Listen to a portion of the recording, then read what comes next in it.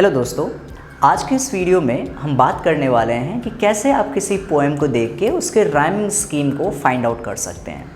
पहले मैं ये बताऊंगा आपको कि राइमिंग स्कीम होता क्या है और उसके बाद आपको लेके चलूँगा एक एग्जाम्पल पे। मैं यहाँ पे आपके सामने पोएम लिखूँगा और उस पोएम का कैसे आपको फाइंड आउट करना है राइमिंग स्कीम, ये साथ के साथ आपको ट्रिक के साथ बताता चलूँगा। आपसे एक गुजारिश कि इस वीडियो को बिल्कुल शुरू से लेके अंत तक देखते रहिए। बहुत ही छोटी वीडियो है ताकि आप बिल्कुल सहज तरीके से, बहुत आसानी से, एक सिंपल भाषा में समझ पाएँ कि कैसे आप अपने पोएम की, इंग्लिश पोएम की राइमिंग स्कीम को फाइंड आउट कर सकते हैं, ताकि जिस तरीके से अभी तक आप अपने पोएम के राइमिंग स्कीम को रटते हुए आए हैं, वो रटंत विद्या से आपको छुटकारा मिल सके। क्या बात है सर, क्या बात है सर, क्या बात, ये बात है। अरे सर क्या बात। जी हाँ दोस्तों, अभी तक आप पोएम को रटते ही आए हैं और पोएम का राइमिंग स्कीम को भी रटते आए हैं कि इस पोएम का rhyming scheme A B A है, इस पोएम का rhyming scheme A B B है, इस पोएम का rhyming scheme A B B A है। इस तरीके से आप अभी तक रटते हुए आए हैं। But believe me, if you watch this video till the end, I'm very damn sure you will get an idea that how to find rhyme scheme of any English poem. So without any further delay, let's get started. तो चलिए दोस्तों, आपको समझाने के लिए, ताकि आपको बहुत ही बेहतरीन तरीके से समझ में आए, मैंने एक पोएम के 2 स्टैंजा मैंने यहाँ पे लिख दिया है, जो कि CBSE 9th क्लास बीहाइव का poem the road not taken, which is actually written by sir Robert Frost ji के द्वारा लिखा गया शानदार पोएम, जिसका टाइटल है द रोड नॉट टेकन। अगर आप 9th क्लास CBSE को याद करें तो वहाँ पे अपने बीहाइव में इसको चैप्टर के अंदर अपने पढ़ा होगा।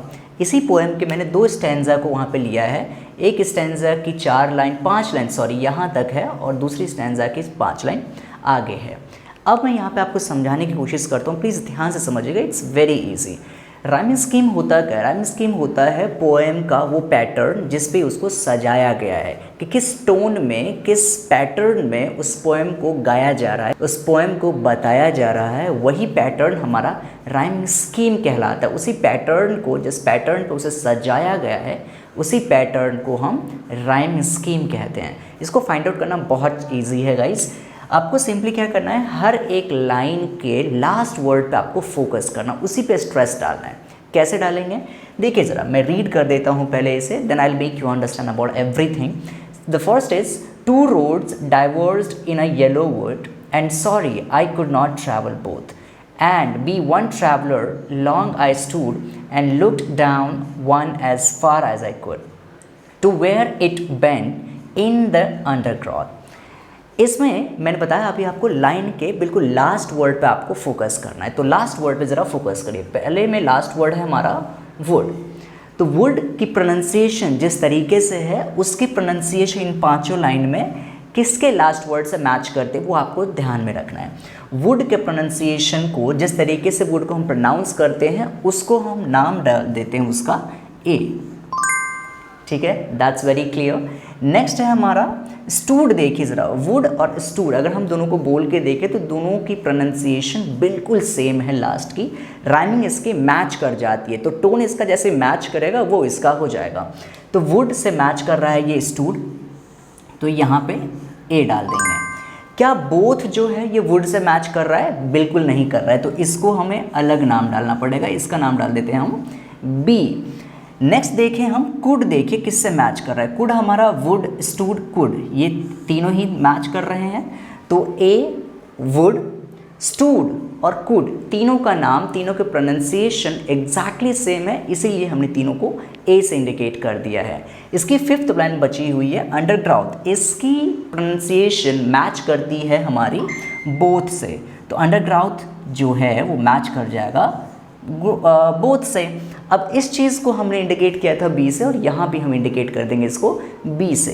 Point to be noted my friends, would, stood और कुड, तीनों की प्रोनाउंसिएशन मैच कर रही थी। तीनों का नाम हमने एक समान डाला है, इक्वल, एक जैसा डाला है।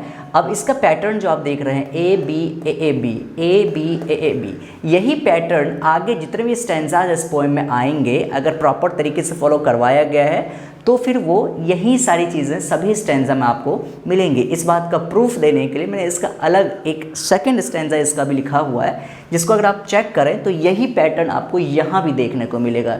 देखिए ज़रा ध्यान से, इसकी फर्स्ट लाइन को देखिए ज़रा, फेयर, इसके फर्स्ट लाइन के लास्ट वर्ड पे फोकस करिए। लास्ट वर्ड क्या है हमारा? फेयर। अब फेयर को हमने मान लिया ये ए पैटर्न पे है। इसका साउंड किससे मैच कर रहा है? फेयर का साउंड किससे मैच कर रहा है? इसका साउंड मैच कर रहा है आपके वेयर से। इसका साउंड मैच कर रहा है वेयर से। इसके प्रोनाउंसिएशन का साउंड जो है वो मैच कर रहा है, राइम कर रहा है, तालमेल बैठ रही है किसके साथ? Fair, where. और ये जो है इसके साथ भी बैठेगा, देयर। तो ये तीनों एक जैसे हो गए। अब देखिए क्लेम और सेम ये दोनों की प्रोनाउंसिएशन एक जैसी है, तो इसको हमने बी से इंडिकेट कर दिया। अब क्या आप देख पा रहे हैं जिस तरीके से हमने यहाँ तक इसके फर्स्ट स्टैंजा की 5 लाइंस को हमने चेक किया था, वहाँ भी हमें पैटर्न मिला था ए बी ए बी। यहाँ भी हमें एक पैटर्न मिल गया ए बी ए बी। तो सही मायने में अगर आपसे पूछा जाता है कि the poem which is written by Robert Frost और उस टाइटल है हमारा द रोड नॉट टेकन, उसका राइम स्कीम क्या है? Then the answer is the rhyme scheme of this poem is A B A B, A B A B. आगे भी इसके 2-3 और स्टैंजाज हैं जिसमें आपको यही पर्टिकुलर फॉर्मेट आपको देखने को मिल जाएगा।